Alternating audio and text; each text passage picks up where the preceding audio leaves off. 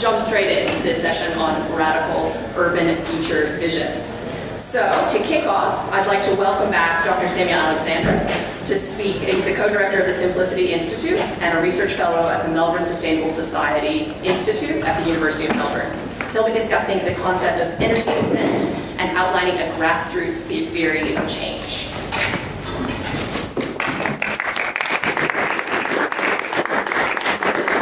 Thank you, Morgan. Good afternoon, everyone. Welcome back. So, as Morgan just said, I'm going to discuss the notion of energy descent and then try to unpack a little bit about why grassroots action is the best way to respond to this challenge of energy descent, given the likelihood of government, or at least sluggish inaction. These are obviously two massive topics. I thought that by trying to do two impossible things rather than just one, they might cancel each other out. So I might get it done just like the Queen in Lewis Carroll's Through the Looking Glass, would sometimes believe as many as 6 impossible things before breakfast. I'll try and do 2 after lunch. So without further ado, we often hear the question posed, what is to be done? It's an important question, but if it's asked prematurely, without a clear understanding of context, it can be very easy to answer that question incorrectly and misdirect our efforts in ways that can even be counterproductive. So I want to suggest somewhat provocatively perhaps that a lot of social and political effort today is being misdirected on account of a misunderstanding of our context, in particular a misunderstanding of our energy situation. And I want to argue that this has deep implications on the resilience of our urban forms and our urban ways of living. So why is energy so important? Well, it's not just another resource. It is the resource that unlocks our access to other resources and commodities, thereby giving shape to the physical boundaries within which human societies must take form. In other words, a society's energetic foundations both enable and constrain the type of society that can emerge. So we live in an age of unprecedented energy abundance, a function of our one-off inheritance of fossil fuels, and this energy abundance has provided the energetic foundations of our high-consumption, industrial, globalised ways of living in urban forms. Without fossil fuels, this energy-intensive way of life could never have arisen. Mainstream economic and political discourse assumes that this energy abundance can be maintained, expanded, and even globalised, and this really questioned assumption influences how many people answer the question, what is to be done? It also influences urban planning and urban social activity. But what if the assumption of ongoing energy abundance is wrong? What if a close reading of our energy situation actually shows that ongoing energy abundance is neither possible, nor sustainable, nor just? Put more directly, what if we are approaching a turning point where growth in energy supply changes direction and begins to decrease rather than its historic increase? There are 4 main reasons why an energy descent future ought to be taken seriously as a plausible or even likely scenario. I'll run through those 4 points. First, the finitude of fossil fuels. To state the obvious, fossil fuels are finite and their rate of production will one day peak and enter terminal decline. The world is currently consuming almost 100 million barrels of oil every day, depleting this most extraordinary energy source at pace. Increasing oil supply is currently being met primarily by the shale boom in the US, but there are lots of rigorous analyses showing that shale production will max out in the next few years, with the risk that lack of profits actually leads to an imminent bust of the industry. Either way, whether oil peaks in 1 year, or 5 years, or 10 years, geological limits make a global peak in oil production foreseeable, and we ought to be preparing for this epoch-defining turning point. And yet, in the media, all we hear about is that peak oil is dead. I propose that the death of peak oil has been greatly exaggerated. Point 2, carbon budgets and the economics of decarbonisation. Many of you will have heard that the IPCC has recently published its report on how to keep warming under the 1.5 degree limit above pre-industrial levels. Climate scientist Kevin Anderson has shown that even on relatively modest assumptions, rich nations must decarbonise their economies at rates that seem incompatible with ongoing economic growth. Since that is unspeakable in mainstream economic and political discourse, wildly optimistic assumptions are made about energy efficiency improvements and negative emissions technologies and carbon capture. in order to avoid questioning the economic growth paradigm. My view is that if we genuinely seek a safe climate, we must radically reduce our energy demand to meet carbon budget targets, but given the close connection between energy and economy, reducing energy demand means giving up economic growth and embracing, as I argued this morning, a degrowth process. 3, can renewable energy fully replace fossil fuels? There's a lot of amazing and hopeful stuff going on with respect to the economics of renewable energy and technological innovation. Nevertheless, the International Energy Agency in December last year reminded us that globally, only 1.5% of global final energy demand is met by wind and solar. My reading of the critical literature has convinced me that solar and wind, or any portfolio of alternative technologies, will most likely be unable to replace the fossil energy foundations of our current industrial carbon civilization. To be clear, I fully support a 100% transition to renewable energy, not just electricity, but energy more broadly. But my view is that if we were to succeed in this bold endeavour, we would need to get by with less energy, and energy with less power density than we have today. And finally, and just very briefly, there are social justice issues which ought to be taken into account, even if existing energy supply could be maintained. Distributive considerations suggest that the world's highest energy consumers should be embracing an energy descent future for reasons of distributive equity. So these 4 overlapping and interconnected reasons are why I believe our visions of urban and suburban life should be based on precautionary assumptions of forthcoming energy descent rather than ongoing energy abundance. What then are the implications of energy descent, and how might it influence how we answer the question, what is to be done? So just a moment ago, I noted that given the close connection between energy and economy, an energy descent future is incompatible with ongoing economic growth, and that the most coherent macroeconomic paradigm for dealing with energy descent is planned contraction or degrowth. If something like that is needed, from where will the sparks of transformation ignite? Given that governments seem to be both unable and unwilling to transcend the growth economics of capitalism, including the manifestation of growth in contemporary urban planning and development, it follows that any movement beyond growth must be driven from below, by grassroots action that builds a post-capitalist society within the shell of the old.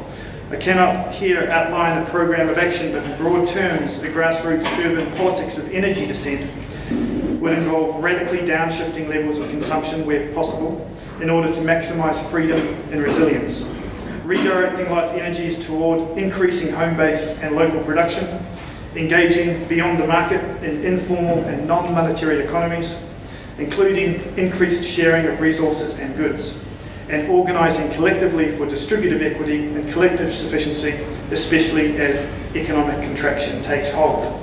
This is not to suggest that the grassroots level of household and community action is necessarily the ideal sphere of societal transformation. It's only to acknowledge that if governments and corporations will not embrace a post-capitalist economy, then the grassroots level is the only sphere of transformative potential.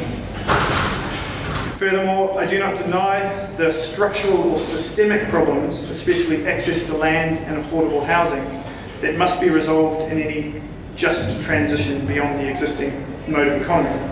All I'm saying is that I don't think there will ever be a politics or macroeconomics beyond growth until there is a culture of sufficiency that demands this. In other words, as I argued this morning, a post-growth state may only ever be the outcome, not the driving force for an alternative, just and sustainable way of life. So what would become of the suburbs if we gave up fossil fuels and moved toward a low-energy post-carbon society beyond growth? I have tried to provide some context that I hope makes this question seem like an important one for urban theory and practice, in terms of answering the question of how best to respond to the energy descent future in our urban and suburban contexts. There's no better source of insight than David Holmgren, so let me pass on the baton. Thank you.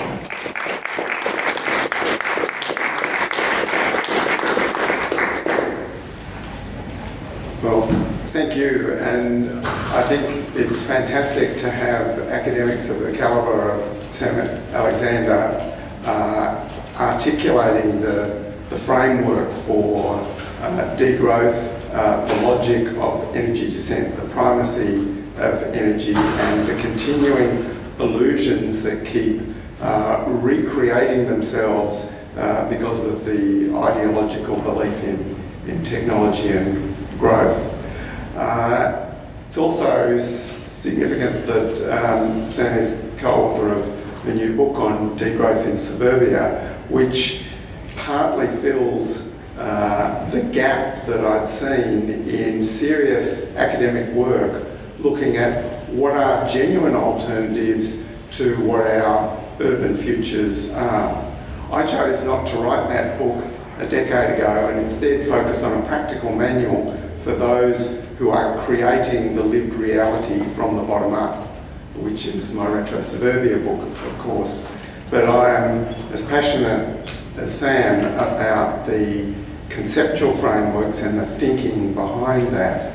I think the urban development debates have gone round in circles all my adult life, from when I was in planning school in the 1970s, that have included this con that the environment movement largely adopted, along with the planning profession, that for energetic efficiency, the efficiency of infrastructure in transport, in sewerage especially, but also in community interaction, that our cities needed to be denser.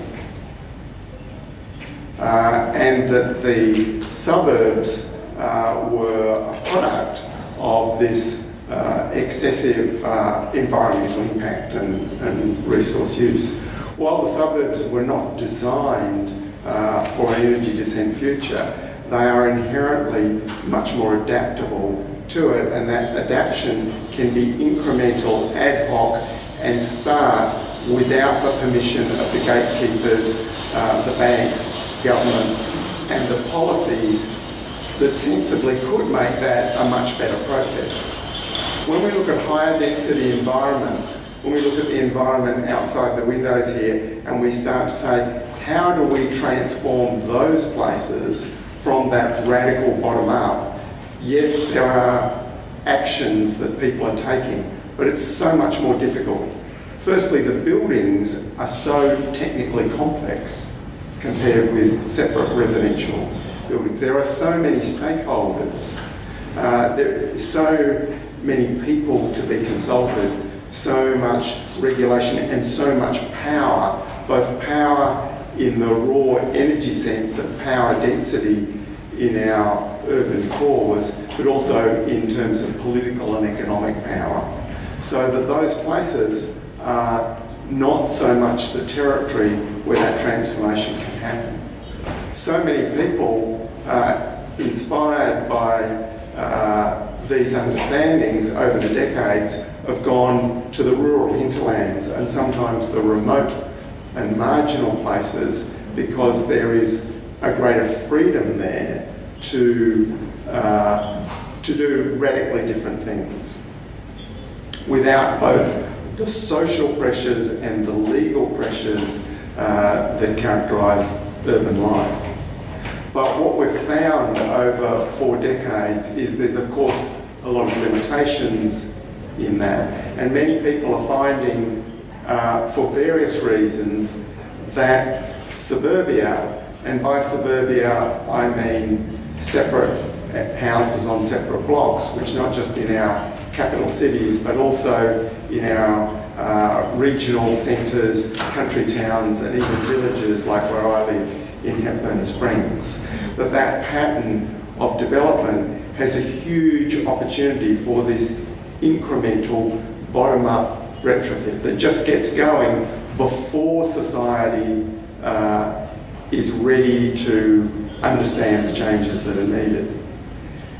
Now, part of the political agenda of that is that if we are to have any larger scale rapid change, and whether that comes from some sort of combination of bottom-up change or benign and sensible policies and middle-level organisations that are starting to develop, especially through the revival of co-ops and many other things, where members are home of Hepburn Wind, and one of the reasons we're involved in that is not really just that it's wind power, it's more that there's something happening at that scale which is not the very large corporations and is not the domestic.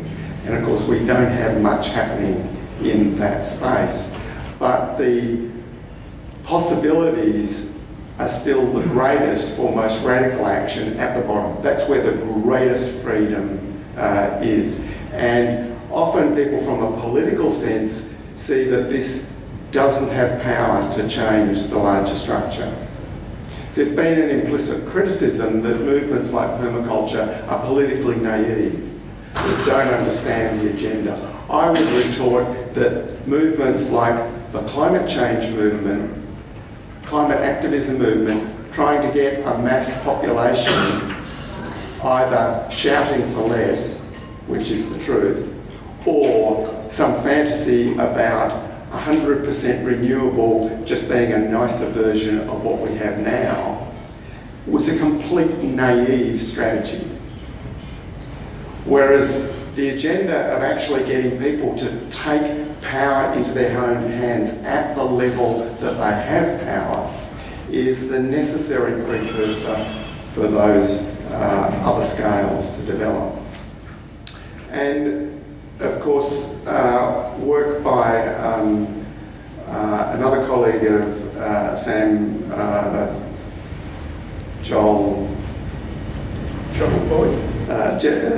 Josh Floyd, in response to my Retro Suburbia strategy at the EcoCities Summit last year, he said that one of the underlying energy arguments why the re-ruralisation of suburbia that I'm proposing makes sense is that the energy density of renewable energies is compatible with that level of density. Once we get to our inner urban cores, those are always necessarily dependent on hinterland and larger resources. And we have so little understanding of these basic building blocks that energetic literacy has been part of what I've been teaching on permaculture design courses for decades, because we are at a kindergarten level in understanding these issues. And of course, the blindness through at the economic level in mainstream economics is that if you have growth in the energy-getting industries as a sign of net energy decline and energy descent, that a larger proportion of the economy is actually energy harvesting. People think that energy descent, that it becomes less important. Actually, it becomes a bigger part. And the economists can't distinguish between energy and other forms of parts of the economy. Because they are, well, some industries go down, others come up. But what that means is there's actually less net energy available to support hospitals, schools, roads, and all of the other things that society does with its energy base. So a growing, proliferating renewable energy sector, even the most explosive ideas that people are hoping for, is actually a society of less. These basic understandings, unfortunately, even through the environment movement and even through networks projecting so many positive possible solutions, but as Sam said, unless we understand that larger framework, then we can miss what may be those priorities. And that's why when working on this subject of suburban reconfiguration, I started with that framework which became my future scenarios work. Because one of the aspects of energy descent is that there is so little discussion of what this world actually looks like. And when I started talking about this in the 90s, people said to me, "Oh, you mean Mad Max?" And I'd never seen this film, even though it was made just down the road from where I live. And then I saw it and I thought, oh, a 1970s road rage movie as an intellectual reference point for how we can think about futures other than business as usual. Surely we can do better than that. So I think there is, in these discussions of new economies, if those are founded on strength in energy literacy, I think there's a huge power to be effective. And in saying that, I want to acknowledge there is enormous uncertainties about the future, and the complexities of the world we're facing makes it very difficult to say what's going to happen when. But I've moved from a lifetime of being obsessed with the ecological and energetic basis for existence to the last 10 years I've become obsessed with money. Because money is virtual, it changes potentially on a dime because of the zeitgeist, because of belief structures. And I think the current economics is such that we should expect them to involve dramatic crises of failure, and that will be the context in which our new plans will be shaped. And that is the crisis that I think will allow so many positive things to come to the fore. Thank you.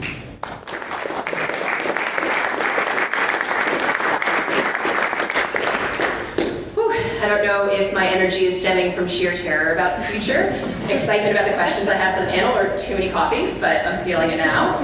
Whew. All right, so finally I'd like to welcome a new speaker to the stage. So Lauren Rickards is an associate professor in the Sustainability and Urban Planning Group of the School of Global, Urban, and Social Studies at RMIT University, where she researches and teaches on the social dimensions of climate change and resilience. With a background in human geography and ecology and experience as an agricultural sector consultant, Lauren is deeply interested in permaculture as part of her broader work on how agriculture is being reshaped and replaced in response to multiple pressures. Please welcome her to the stage.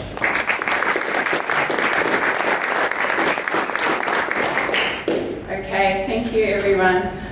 I'm going to take us in a slightly different direction, and this is because I couldn't actually get past the title of this session without a whole lot of kind of mind explosions going off. And so I want to work with this idea of radical urban future visions. And I'm going to use some visuals for it as we go. So there are some pretty standard kind of notions of what radical urban future visions look like. And urban futures are, in particular, we've heard about Mad Max, but that's out in the wilds. In the cities, it tends to be dominated by these large phallic structures known as skyscrapers, which are just getting taller and taller. Although those of us in this room probably don't pay much attention to it, there is an ongoing arms race in skyscraper construction around the world. And the one that was second highest, it has actually stalled. They've run out of money, so Dubai's coming back. They think they're going to be able to build it. So there's a kind of whole ongoing fascination with this, even though most of us would feel like it was sort of some kind of very 1980s kind of mod thing. There's also very much a normalised image of urban futures in regards to the indoors. And in fact, sometimes the indoors is considered to be synonymous with the urban.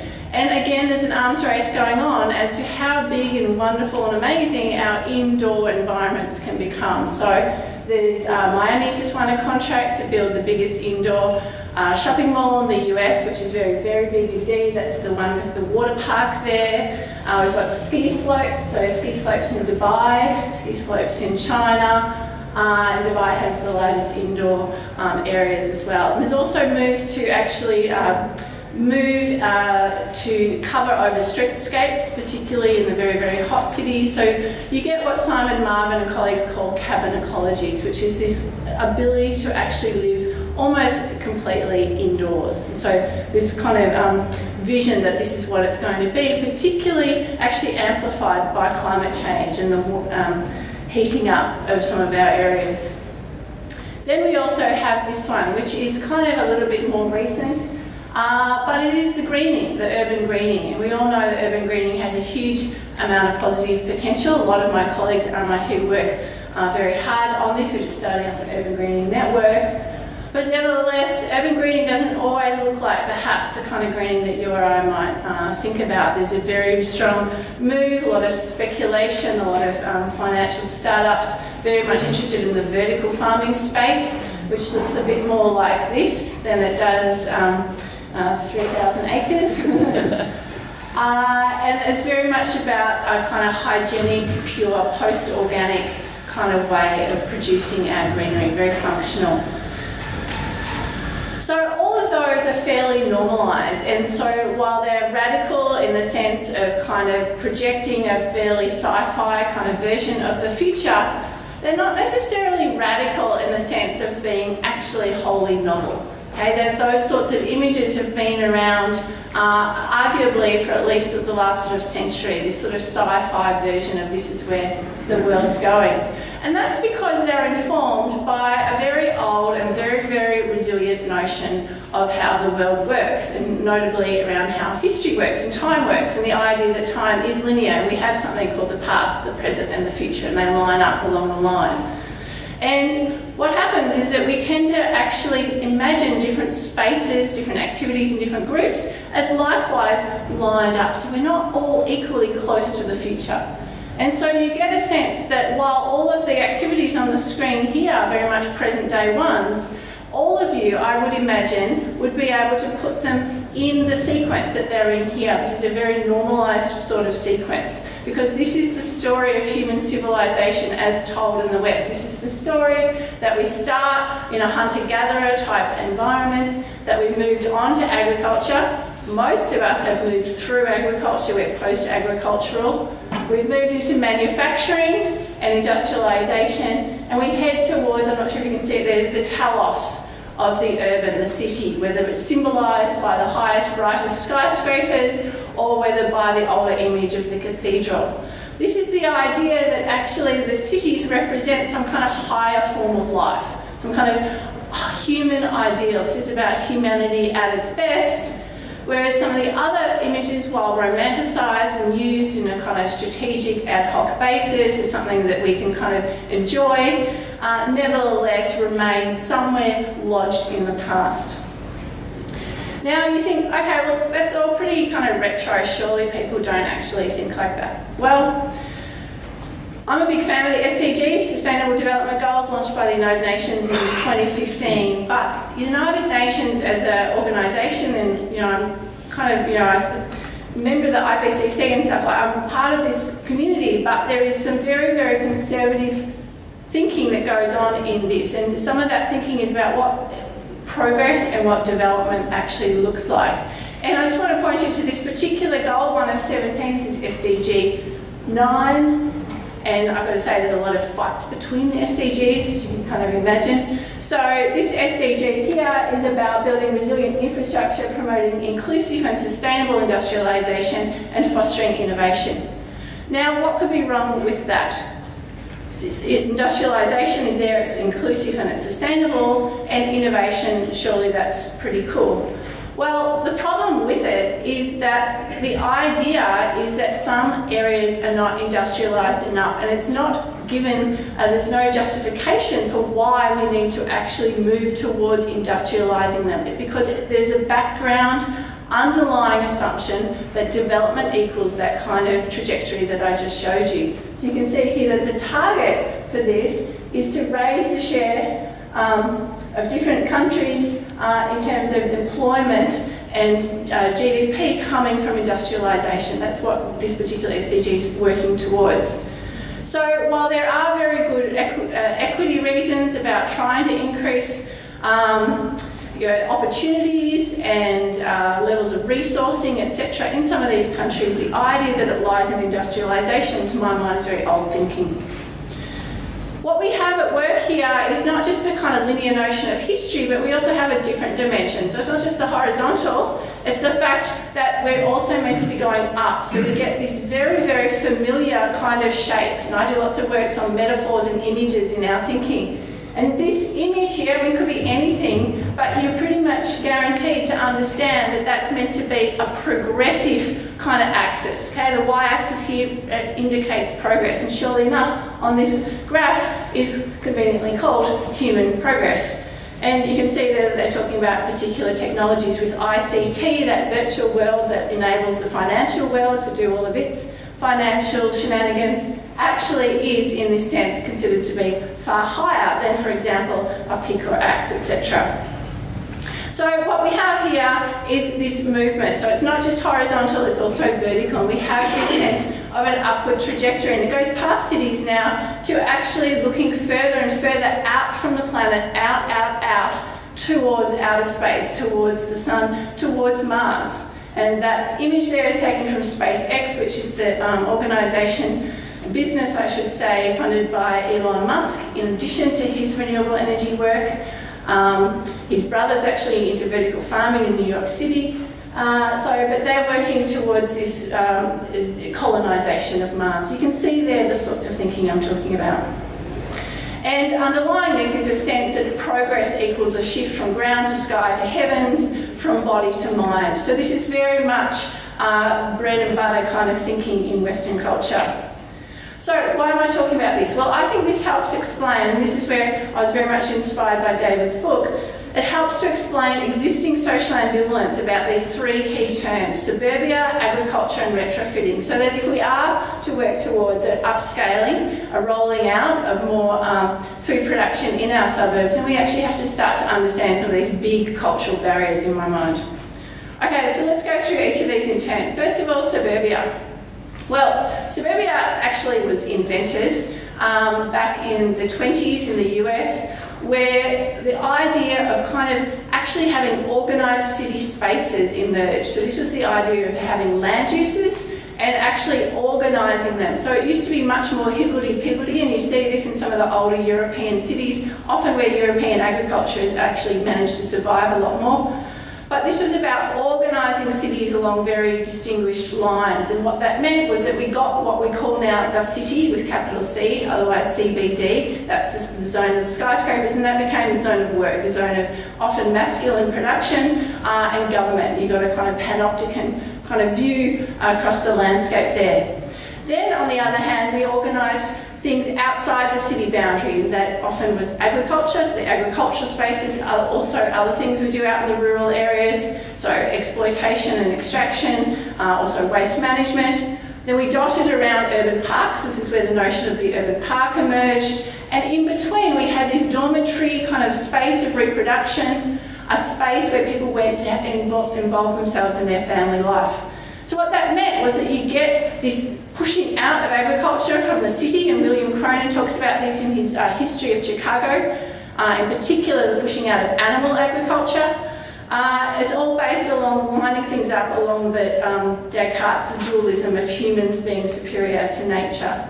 And you also get this idea of government and power, coming back to what David was talking about, power residing in that high city, in those skyscrapers. So it's very much a story of Chicago.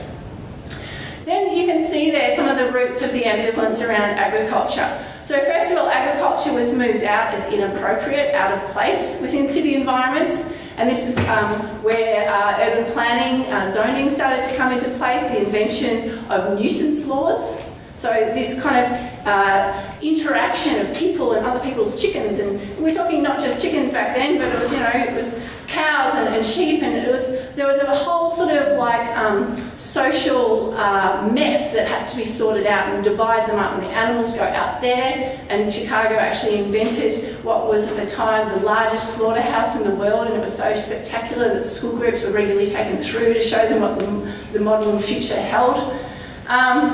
And so you get this kind of division. Then the food production that continued in the suburbs, not just Chicago but all around the world, was actually downplayed and considered to sort of be a little bit kind of like, you know, didn't we do that in the wartime when we had to, but you wouldn't do it for leisure. Leisure was invented as a kind of thing you do out in pure wilderness areas of nature. And what I'm trying to get at is this ambivalence. So agriculture, not quite natural, not quite human. It sits in this kind of awkward middle space, which is precisely why it's coming back now as so popular, but for a long time, and still in industrial agriculture, this has been a huge driving anxiety about it. Okay, and finally, retrofitting. Why are we ambivalent about retrofitting?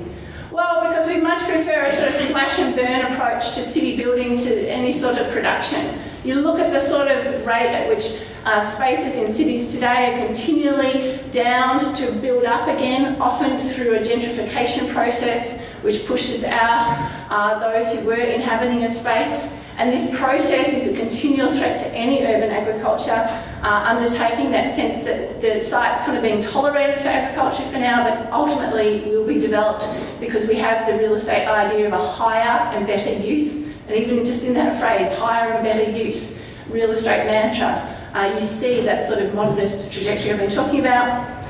But you also get this, this idea of innovation, which is so key. And so there's a quote there from Michel Foucault, who some of you might know, about innovation being a term that's considered to be not just an indicator, but also proof of prior progress. And so it's sort of entwined with the idea of progress, and this is very much part of the idea of human capital. Any of you at work who get told you need to build your human capital, you know, you can just kind of take,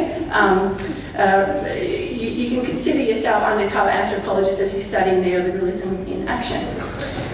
Okay, so what do we actually need? Well, we do need innovation, but it has to be genuine novelty. It has to be genuine, actual, real thinking, and that means looking past innovation in stars, lights like our federal government's put up, woo, innovation, to actually thinking past that, to thinking why it is that we're obsessed with innovation, genuine novelty. So this means thinking hard about what's actually needed in any given situation. And I'm not talking about a romantic kind of, you know, celebration of all things old and traditional. We're not going to turn into Sovereign Hill.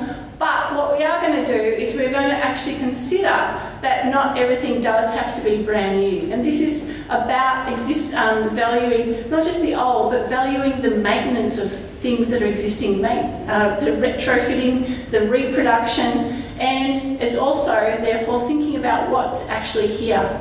And this is where I want to point to the ground as well as the sky, so I've got that quote twice because here it is bigger, because this is my final point, is that when you actually think about maintenance, you have to go back to nature. You have to go back to those cyclical, continual processes of just keeping things going.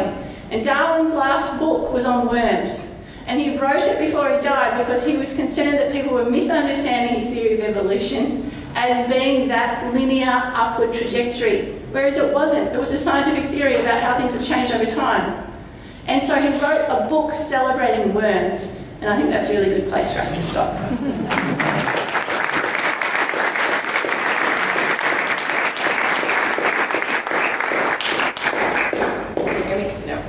It wouldn't be a good panel discussion if we weren't absurdly short of time. So I want to rush right into one of my big questions, and we'll test these ones out. Or roving mic, maybe? How's that one? Yep? Okay. So a question that I wanted to jump off with, having heard of all of this kind of theoretical thinking around a potential kind of retro-suburbia-esque future, I would love for our educated panel to look into their educated crystal balls and maybe give us a bit of perspective on how much of this change is happening now or needs to happen now or on a gradual pace, and how much of it is it realistically that we will not see happen until something really dramatic happens in our society, where we see true effects even within Australia of energy descent. Is that going? You can hear me? Is that one? In terms of the question of is it happening now and do we have to wait for a crisis to wake us up? The fascinating thing about the vision that perhaps we share in many ways is that although it looks radically different from the conventional urban development and the conventional high consumption way of living, we would all argue that it's actually in our interests. That by exchanging superfluous, say, consumption and perhaps working less or changing the way we live, there is a fascinating feedback that's actually positive. So it may be that crisis is required in some way to shake us awake, but the early adopters will find that it's in our interests to actually be ahead of the curve. And a lot of the ideas and technologies are already there. We don't need newer and better technologies. There's still scope for improvement, but that's not what's holding us back. I think there is vast scope for operating within our spheres of freedom in urban contexts to begin working toward alternative ways that are in our interest and are already manifesting in urban contexts and in suburbia through permaculture movement and so on and so forth. Just two brief points. One is that the IPCC now really emphasises the role of co-benefits to stimulate mitigation, and there's increasing focus on all of the extra good stuff that occurs to you when you actually push forward from mitigation, and that might be avoiding things like your loss of social licence if you're an energy company. So just they're trying to sort of think through that sort of thing. But then the other thing too is we just have to be careful not to presume that the crisis isn't already here, because for a lot of people around the world it is. Yeah, I hoped that the global financial crisis was going to be the large trigger. Of course, what happened was the biggest creation of money in history and the biggest transfer of wealth in history, $24 trillion created by central banks out of nothing. So we have a complete fantasy economy that's in crisis. But what we've found over the last 40 years is the interest in this bottom-up, personal, community-level response and radical change is strongest when there is a lack of faith and when the mainstream economy is dodgy. The reason permaculture got going so strongly in the late 70s is there was huge interest in this sort of thing. There was a second wave in the late 80s, early 90s that coincided with the mainstreaming of the sustainability concept. And I detected a third wave brewing at the turn of the millennium. It was partly stillborn by the events of September the 11th and then took off radically after the global financial crisis. But of course that's been attenuated as well. But we are now, a decade later, really heading into that next phase, I believe, as well as any of us can sort of know what happens next. But I think all of the motivations for people who are the innovators, there are huge personal advantages to early adopters. And there needs to be, because there's a huge social and economic pushback against that. For example, you can go to the rubbish tip and get the pick of all the best materials and a million other things where it's possible to feed off the wastes of the system that it won't be possible to do as we move into an energy descent economy. And often one of the criticisms that happens is that people say, yeah, but what if everyone did that? And one of the learnings about the economies we're moving into is there's not one big solution that trumps all. That's the past world. The new world is one where it's all different, niche, particular things. But I say there's got to be some advantages for those people who are doing the R&D for everyone else. And it is, getting first pick up the pie. Well, of course, on that note, we are well out of time, but I hope that this session has not only given you some excitement and some hope about the possibilities, but also perhaps a different framework to think about all of these different kind of concepts of both the energy descent and what the future could potentially look like, which it certainly has for me. So please join me in thanking all of our panelists.